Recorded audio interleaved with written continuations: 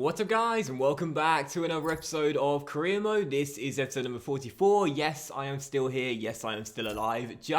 And today we are returning with two more games with Aston Villa as we continue to start season 3, and hopefully the games will be just as positive and as successful as the last game you would have seen in the last episode, where we beat Bayern Munich in the Copa Europe to claim our second piece of European silverware after our Europa League win in the last season as well. So our games today featured a season opener as we take on Chelsea away at Stamford Bridge, and also Burnley at home in our first game at Villa Park this year as well. We might find out our Champions League group today. That's what I'm hoping for, but I'm not entirely sure. But there's two big games. There might be one or two more signings as well. So yeah, lots to get through. We're back, baby. First game's Chelsea. Let's dive into it. But just before we do that, actually, there are two things to report real quick. Firstly, we see that Archie Cox's transfer talks have broken down as MK Dons have missed out on the young fullback. They've missed out on Hayes and Cox now as well. No one wants to go to Stadium MK. Why? I've been there loads of times. It's a lovely stadium.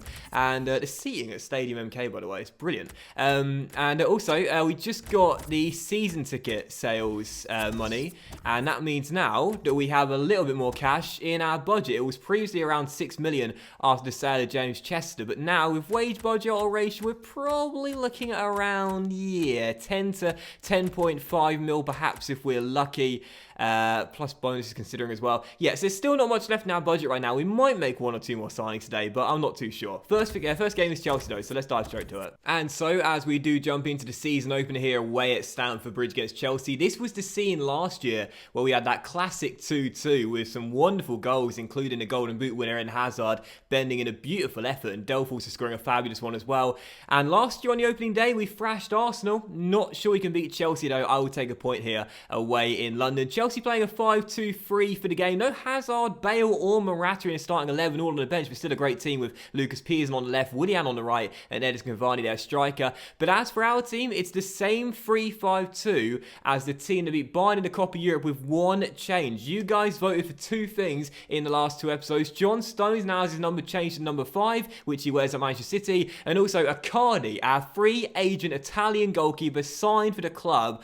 on the free. Gigi Buffon's regen. You said he should be our first choice goalkeeper, so he makes his debut in the season opener at Stamford Bridge. First game Chelsea, I'll take the point. Come on Villa. We've had a lot of transfer whispers, haven't we, about the goalkeeping position here, and there's a new man in between the posts today. Yeah, and here is a keeper that likes to command his box. He's got good reaction, so I think he'd be a good addition. Lucas Pearson down the right-hand side for Chelsea. First opportunity could fall here as he plays it back to Zappacosta, and the Italian now trying to get around Shook, finds Edison Cavani.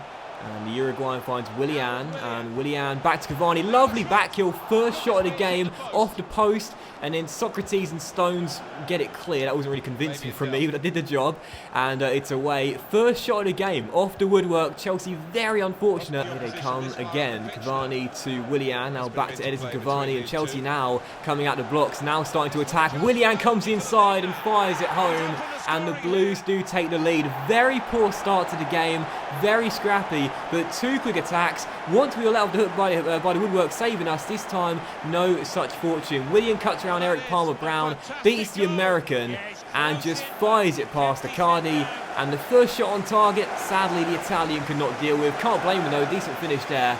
And Willian makes it 1-0. He always scores against me in career mode, man. So annoying. There's certain players, and you might have them in your saves as well, that they always score against you. No matter what career you're doing, they always score against you. And Willian is one of those players. But Benteke scores for us quite often, and Courtois denies in there, as Marcos Alonso will get it clear, or he should do, as Brereton is hustling. And Spaniard plays it back to Miazga, and Chelsea in a little bit of a dangerous situation if they get it away. Good stop by Courtois, still 1-0, but that's the response we needed. Why didn't we start off like that? Do it for the first half here at Stamford Bridge. We won the opening day last season. We drew the opening day back in season 1. It looks like in season 3 we'll be taking defeat for the first time on the first game of the season. Unless we can come from behind to claim so in this game, I still think we can. Still trying to get back in this one. Let's not hit the panic button just yet. First shot Icardi is saved this season. Easy claim for him. And now as we pass out from the back, maybe there's a chance here. Brereton to Barkley, into Benteke out wide is Andre Green, the sub on the ball. We brought him on to be an inside forward. Can he finish from a tight angle? No, because Courtois makes the save and turns behind for a corner. But that's what we need, real pace and attacking threat down the flank. Schüttler and Bustos are great, but they're more defensive players, really, more like wing-backs. There's still time, 8 minutes to go. Can we find an equalising goal? Delph on the volley. That's looping, but it's an easy save. Come on. Come on, need the ball back now. Zappacosta to Miazga, and Green does well to intercept into Barkley to Delph. There's space for him to shoot. We know he can. We saw it all through last season, and Courtois beats it away. Fabian Delph scored a wonder goal in last year, almost did it again to rescue us a point, but once again the Belgian equal to it. He's had a very good game between the sticks for Chelsea. 30 seconds of normal time to play. Can Aston Villa come back and claim a point? Akali should be coming forward for this. I've gone to all-out attack, and it's going to be Schüttler take the corner. Come on, Akali, son. Trying to be an instant hero. Schüttler with the delivery. Whips it in. Christian Benteke. Oh, as his head deflecting off Zappacosta. Still time. Once again, we're aiming for the big Belgian, and it goes. Benteke can't get there. Zappacosta clears it, and I think that will probably do it. As we're still in stoppage time, Schüttler down the right, beats Marcos Alonso, in goes the cross, and the header behind me as for the Quays. We're keeping the pressure on Chelsea, and Akani's got to get back up the pitch again to get in the area. Schüttler with the delivery, in it goes, Courtois fists it away, and I think that is probably going to do it. Palmer Brown lifts it in, Courtois with the claim, and that will do it. Chelsea win on the opening day, and Aston Villa taste defeat in the first game of the season. Not the start we wanted, didn't play too well, left it far too late to get our chances, and Chelsea hold on for the 3 points. Bad start. When you look at the stats, you might think we were harshly done by slightly. Personally, I thought it was quite a balanced game for the most part, and our chances came far too late, and Courtois was equal to every single one. So Chelsea get the win. They were more clinical, and for man of the match, I'll give it to Courtois for a string of fine saves right at the end. I thought Willian played well before his early substitution in the second half, but Courtois can get it for the clean sheet and the 3 points for Chelsea as well. So draw on season 1, win in season 2, but in season 3 we start off with a loss. Not really a sign of progression, that. Oh, that's a bad start to today's episode, isn't it? I didn't want to start the season off with a loss. I didn't want to return with a loss, but here we are. And that was frustrating, man. Like, we didn't play that well in that game. Now, I have been thinking this season about possibly changing the 3-5-2. Last year we debated it. But I don't know, I just feel like it's the best system for the group of players we have. And considering the success we've had this year with it as well, I do want to keep it. I might possibly make an alternate formation and an alternate team sheet as well, with perhaps the 4-1-2-1-2 wide, but no, do you know what? We're going to keep the 3-5-2. It's our system, it's our philosophy of Aston Villa. We'll keep the 3-5-2. And just before our game against Burnley, we do also have a youth scout report and also another email there as well. And it's a bid for Galini. Has Hayes decided whether he's going to leave the club or not yet, by the way? No, they're still negotiating. Mick McCarthy's playing hardball there. A bid here for Galini. Now, this is quite interesting. Bologna want to take him back to his native Italy. And it's a £4 million bid. It's under the valuation, but he is out of contract in the summer. And now we've got Icardi, probably going to be our number one for, well, possibly forever.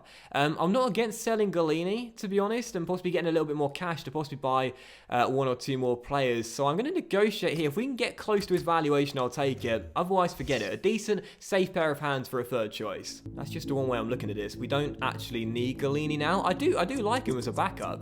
Pretty safe pair of hands, but I don't want to sell him for anything under his valuation. So what I'll ask for is 5.5 mil. In fact, we'll go... No, we'll go 5.75 mil to begin with, and that's only 850 grand, I'm learning, over the valuation, and we'll wait and see what Bologna say. It's not a bad fee to offer, but they're going to say no, 4.6 mil plus a 5% sell-on clause. I'm not bothered about the sell-on clause, because I doubt this guy's going to get so good that that'll be worth much in the future, so we'll remove that. We'll say, don't worry about that, bro. But give us 5 million, that's 1 mil over the market valuation, and Galini is yours. And they're going to say, yeah, £5 million for Galini. And again, what you've got to think about here is he's now our third choice behind McCarthy and also behind the new man Icardi as well. He's not going to play for us much, if at all, this season, and he's out of contract in the summer as well. Low wages at 75 rate and 24 years old, but we're building for the future. We want better players for the future, and most importantly, we need some more money as well. So Galini, if he wants to go, I'm totally fine with that. And also a youth scout report as well. Our final one from England, Mason Griffiths looks pretty decent, so we'll put him in the academy, as does Isaac Kelly. Hello. Archie Jackson could be all right. Oh, this is a nice little start, isn't it? But then I've totally jinxed it, because Declan Ward is terrible. Owen Bell is terrible. terrible. Joel Moore didn't even bother sending us a photo. Will Roberts is absolutely awful. And Tyler Carter, to be fair, could be all right. So, oh yes, he could be very good. 475 grand valuation. Put him in the academy and see how he is. And as you refresh your memory on our current budget right now, once again, it's around 10 to 10.5 million pound wage budget operations. I don't really think we're going to be able to sign anyone significant either in today's episode or the next one, which will feature transfer deadline day, because the cash just isn't there. And like I said, I don't want to sell our major players. I want to keep the band here. But, as we look at the contract situation right now, there are quite a few players with their deals that come the end of the year. Quite a lot of players, their contract come the end of the year. So I might offer contracts in today's episode. Sort these out, tie these guys down, and make sure they're not going to be leaving on a free transfer. So what we'll do is we'll delegate renewals on these players. Jack Grealish right now is on 24 grand a week. He's going to want a wage increase, obviously. We'll start the negotiations at 35 grand, and we won't go any higher. We'll see. We won't go any higher than 70 grand. 75 grand, he's 80 rated now, and he's going to sign on a 4-year deal. Important squad role, 53 grand a week, totally fine with that. Thank you very much, Chief Exec. Rico Henry should definitely get a new deal, not always in the first team. We do like him a lot. Squad roles rotation, I'm worried they're going to put it up to important, but we can't change that, unfortunately. What is he on right now? 14 grand a week. Okay, so we'll delegate that to, we'll start the salary at 25 grand, 'cause he's not an important squad member, and we won't go any higher than 55 grand. They're going to say, okay, rotation 5-year deal, 36.5k. The Chief Exec is earning his paycheck today, and we don't need to worry about Brereton just yet as he's 20 years old. We don't need to worry about Davis at 21 either, or Hepburn Murphy at 20. But we will offer one to Jonathan Kodjia, definitely, because we don't want to let this guy go. 6 Man of the Year, Mark II, Elias Kachunga version 2. We don't want Kodjia to leave the club. He's on 33 grand a week. We'll start the wages at 30. That's what he runs on right now, 33 grand a week. We won't go higher than 50 grand a week. Jonathan, agree a 2-year deal, mate. Nope, they consider an initial offer too low to begin with and they aren't willing to negotiate further. Oh, this really is Elias Kachunga Mark II. That's exactly what he did. That's exactly what Kachunga did in the Huddersfield side. If you remember, we had 2 negotiations with him before he eventually signed on the 3rd time asking. He wasn't happy with the wages we were offering. Mate, accept it now. Brereton and Benteke are the boys. Rian's just behind you as well. You're not going to be a first choice player and we're not going to give you much of a wage increase, man. Come on. But there are a few players in the free agents pool right now. And if we are going to make signings, again, we might need to go down this route to bring in new players. Jose Antonio Pacheco Flores is the guy that I was really excited to show you, though, because I think this guy might be Fernando Torres' regen. I kept him from you. I wanted to keep it a secret. He's got high-low work rate. He's 5'11" with a 4-star weak foot. He's very quick as well. So he's modelling his game on Fernando Torres. And I've got to say, I like the look of this guy, despite the 54 rating for finishing, which makes no sense as an 18-year-old striker. But, I think he's Fernando Torres' regen, baby. So let's try and bring him in. We are definitely training that finishing, no doubt about it. 54. You might have noticed this on some of your youth players as well. Their stats don't make sense based on their position. It's really weird. Like, you might have centre-backs with really high finishing. I had a centre-back in my Millwall career mode called Leao Guterres. Those that watched it will remember he was a Brazilian who had ridiculously high finishing. And it was like higher than his marking stat. It made no sense. So we'll give him the sporadic squad role to begin with and see what he says. Yep, they are totally fine with that. Doesn't he look a bit like Torres as well? Doesn't he look a little bit like Fernando Torres? After he first had his long hair cut off. Doesn't he look a bit like Torres? It's Torres' region, we know it is. 5-year deal, sporadic squad role as well. Getting on quite well with the agent here. And as for the wages, they only want 6.2k a week.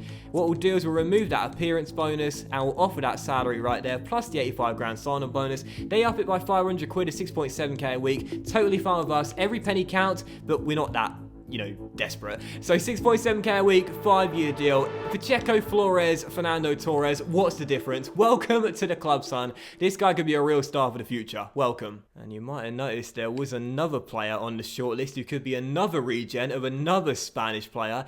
And I think this guy could be Andres Iniesta's regen, because with the first name being Andres Garcia Alonso, that's a brilliant name, by the way. And I think this guy could be Iniesta's regen as well. So we could be signing Iniesta and Fernando Torres' regen today. So we'll offer him a contract. We'll wait and see whether we can bring this guy in as well. And if we can make the signings of Iniesta's regen, Torres' regen, and Buffon's regen as well in the space space of 2 to 3 episodes. That is fantastic. So we're getting a sporadic deal, as we always do with these sort of players, and they're totally fine with that. We'll try and give him a 5-year deal and tie him down, just like Fernando's regen. They're totally fine with that as well. No release clause, getting on quite well with the agent here. And as for the money, we'll offer the recommended wage of 6.6k a week. We won't worry about the sign-on bonus to begin with. I always like to let the agent do that and see what they say. We shall see what they say. Okay, 7.4k a week, 94 grand sign-on bonus. Totally fine with me. So I think this guy's going to be Iniesta's regen. We've just signed Torres' regen. They'll link up with Gigi Buffon's regen as well. So 2 really quick signings there. We don't have the cash to go after the big names, but these guys used to be big names, and maybe their regens will be just as good. So what we'll do now real quick is find out their potentials. Gotta hope they've got the exciting prospect tag on both of them, which they might do. We'll find out Andres Iniesta's regens potential first, and it is showing great potential. Not bad, not bad. CM the only listed position, medium work rates, 5'7", right-footed with, oh yeah, baby, 4-star, showing great potential, totally fine with me, and some pretty decent stats on the guy as well. Physically, pretty nicely balanced there, 66 stamina, and some good technicals too. Iniesta will be proud at 19 years old there. 76 ball control, 71 long pass, 73 short pass. I'll take that. I'll take it every single day of the week. But question is, what is the regen of Fernando Torres going to be like? Come on, be good. Showing great potential. So not exciting prospect or potentially special on either of them, but that's totally fine. Still 3 really good freebies there. Those high-low work rates too. Left-footed player. And again, 4-star weak foot, 3-star skills. I'll definitely take that. 2 good signings for the future there. 2 good little Spanish teenagers. However, one thing I really want is to see Marcus Hayes getting sold. So before the Burnley game, we've now got a decent little midfielder there in Andres Iniesta's regen. Can we please get confirmation that Marcus Hayes has been sold? Yes! Right on cue. Marcus Hayes, thanks for nothing. Get gone, baby. He's off to Ipswich Town. Mick McCarthy sees something special in him. I didn't see anything in him, to be honest. And Marcus Hayes has gone. Excellent news, because we know he had no future at this club. National squad submission deadline coming up, but that's for international friends we don't care about. And also here, a big bid for Ben Brace Brereton. Hoffenheim, the German side, putting in a bid here of 17.5 mil for Brereton. Last year finished 3rd place in the race for the Golden Boot. 20 years old, 80 rated. This guy hit the ground running and then some. He's going absolutely nowhere. You could offer us 30 to 35 million and I'd consider it, but I'll probably say no. Brereton stays at Aston Villa. And as we do jump into our second and final game of today's episode, neither of the new boys making their debuts. The regens of Torres and Iniesta will have to wait, but it's the 3-5-2 for the game and no changes to our lineup after our loss to Chelsea. I want to stick with this formation. I believe it's going to work, and I believe this is our best lineup as well. So Icardi keeps his place. Hopefully, on his home debut, he'll keep a clean sheet, and we'll get the 3 points against Burnley, who I believe are back in the Premier League. I don't remember facing them last season. I'm pretty sure they were relegated in Season 1, and they bounced straight back up to the top flight. So yeah, Burnley, second game today, first home game of the season. Let's start off with a win here at Villa Park. Number 6. Well, he really could be the star of the show today. There's a lot of quick players about, but it's not always easy to use that speed, but this boy has mastered that to a T. Starting this game off a little bit brighter than we did against Chelsea. On the front foot as Bustos will try a long throw into the box towards Benteke. Rarely use the long throw-ins nowadays, so they don't really work that much, as Burnley will scramble it clear. Long throw-ins and giant throw-ins as well. They used to be like the business back in FIFA 13. I had so much fun with Jetro Willems launching them into the box towards Messina Traore. That was fun. But nowadays they're nowhere near as effective and quite often just useless really. As Barkley finds Bustos and he lost out to Douglas. I don't know what's happened right now, but for some reason I'm not stringing moves together. Like there's no real pattern to our play. And if we are going to get in front, I mean, it's going to take either something special or a little bit of luck, as Benteke finds Grealish, and Grealish gets around one. Oh, Grealish! Yes, I think he just nutmegged him. Jack Grealish provides the something special we are after, as Aston Villa scored their first goal of the Premier League season. We talked about this guy being a potential captain for the club. We really like him, and Jack Grealish gives the lead, and I think he nutmegged the defender as well on his way to slotting it past the keeper and into the back of net. Let's see, quick little ball roll. Oh, yes, baby, Jack Grealish with the nutmeg, slots it past Tom Heaton and into the bottom corner. If you're going to score your first goal of the season, make it a memorable one, and that certainly was. What a goal, Jack's son, come on. And the bake into Jack Cork, and now Ivan through the gap towards Wood, and oh, flag stayed down, he hits the post as it goes behind for a goal kick. First chance for Sean Dyche's boys. Thankfully the woodwork spares our blushes. Still 1-0. We've made a good start to the game though. Let's not let this lead slip. Let's double it instead. With Grealish on the ball finding Brereton, and Fabrizio is storming forward, and what a chance here for a second goal. Bustos, wow. That is why I normally cross with Fabrizio and not shoot. That went way wide the post. Just past the hour mark, still leading by 1 as Schupp wins it back and plays it to Icardi. Burnley have had some decent build-ups in this game. They have hit the post as well, but they haven't really threatened that much. It's been quite weird. The passing's been good, but they've not really created anything, whereas for us, we haven't really created much either. But we took the chance we got, and at the moment, that's why we're still leading by a goal.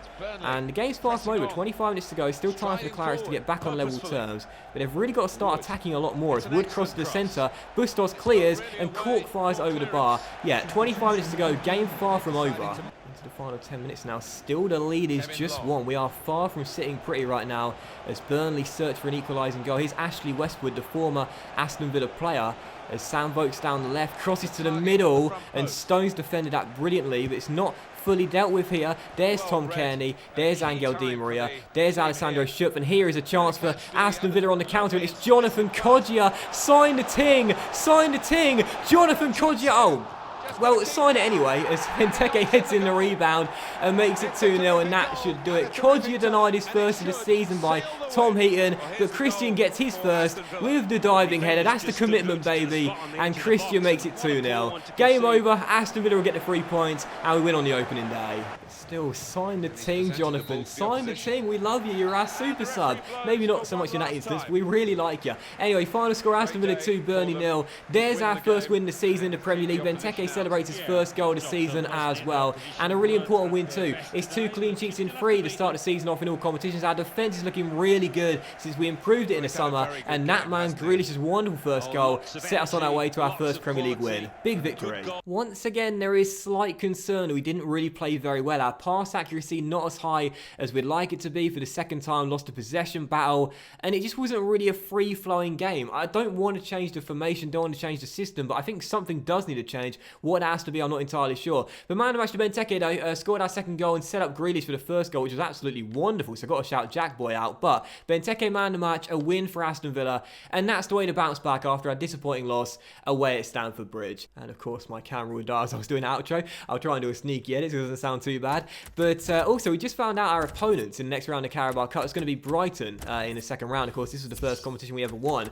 And because the Champions League playoffs are being played on the Tuesday and the Wednesday, that's the second leg, on the 29th, we'll be able to find out our Champions League group. So I think what we'll do to end today's episode off, because I was away for a few days, and obviously we haven't had any career mode episodes, what we'll do is we'll come back with a triple header. We'll play Brighton away. We can try out the new regens of Fernando Torres and Andres Iniesta as well, and we'll find out our Champions League group to end on as well. Let's make it a bigger episode and a bumper episode, and a good way to return. Come on. And also, 2 more emails here. I presume one is a transfer offer, and it is, and as Galini goes to Bologna for £5 million. Cheers for your service, Pioligi. Nice little backup goalkeeper there. A bid for Jack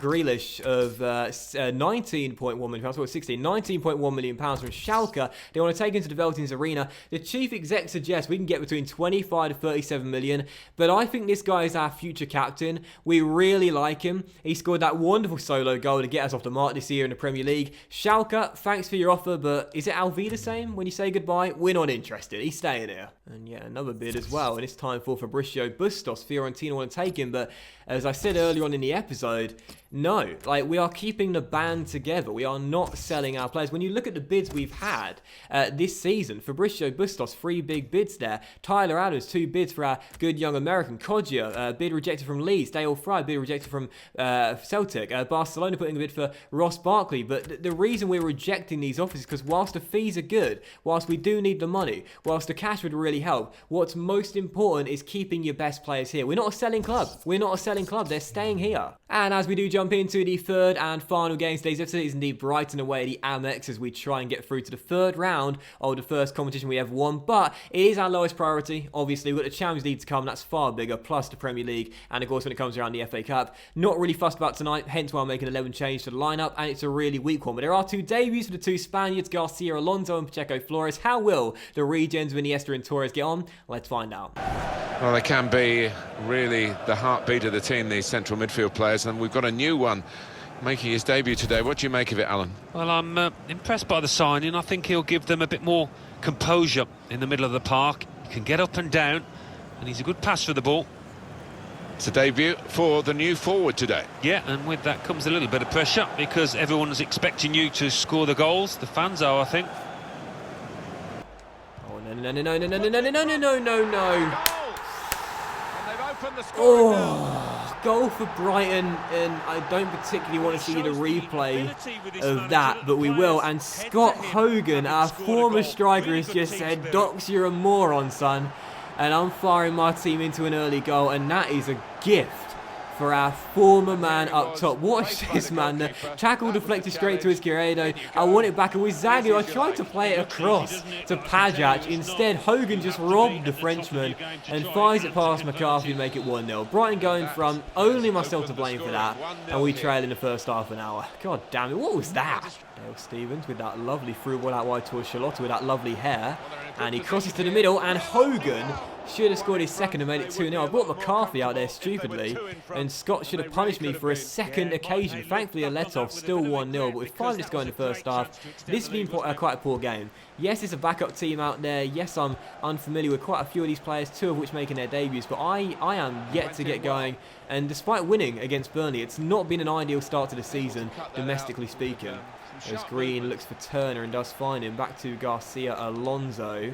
And Iniesta's regen looking for a bit of space here. Finds some. Let's fly. Wide the post. Still 1-0. And that is going to do it. Final score, Brighton 1, Aston Villa 0. A terrible game to end on, I'm afraid. Not too many chances whatsoever as Chris Hughton get the job done. And it's now 2 games in our first 3 domestically where we failed to score as well. Quite concerning. I know a few of you guys want me to start using the sliders and utilising the sliders of this game, but I really don't think I need to, because at the moment we're not exactly playing great football and we're not scoring enough goals. Final score, Brighton 1, Aston Villa 0. They were the better team. They deserved to win. Once again, our passing was very poor, and I'll give man of the match to the guy that scored the goal, Scott Hogan, coming back to haunt us and dumped us out of the EFL Cup. But I'm not that fussed about it. Like I said, this was our lowest priority this year anyway. We were always going to field a weakened side in every single round. I'm fine. I'm not worried. I'm a little bit annoyed, but I'm not that worried. But now that Wednesday has passed, we are into Thursday, the 29th of August, and we can now find out our group for the Champions League as well. Let's end on something positive today. Let's find out who we'll be taking on in the Champions League group stage for the first time with Aston Villa. I'm excited. Give us a good group game. Give us a good group. Something positive to end on. No major teams. I want an easy enough group to get out of with our teams. There's Group A. There is Group B. There is Group C. Oh man, and there's Group D, which features the Villa and Rubin Kazan, quite a decent Russian side, Schalke, a very good German side, and Barcelona. I can't avoid them. We couldn't avoid them with Huddersfield. I can't avoid them in any save I do. I swear I've faced these guys more than any other in the Champions League. Barcelona in Group D of the Champions League. That's what we're ending on in today's episode? Really? God damn it. Look, we can get through that. It's going to be tough, but we can get through that. But that will end today's episode of Career Mode, though, guys. Definitely now. So a big thank you for watching. I hope you have enjoyed it. And if you have enjoyed today's episode, then please do drop a like, as likes are, of course, very much appreciated. And a really out channel out as well. Much love to you all. Have a fantastic weekend. And I'll see you for the next episode of Career Mode. I think possibly featuring our first game of the Champions League group stage as well. Who's it going to be against? Is it Barcelona? Is it Barcelona away? I'm pretty sure it will be. We've got Stoke international friendlies. Oh, okay, first game's Rubin Kazan. Is that going to be? It's away. But actually, we might not get time for that in the next episode. It'll be Stoke away, West Ham away, and also deadline day as well. That'll come in the next episode, actually, after that one as well. But thanks for watching. Much love. Have a great weekend. And I'll see you for the next episode of Career Mode very soon.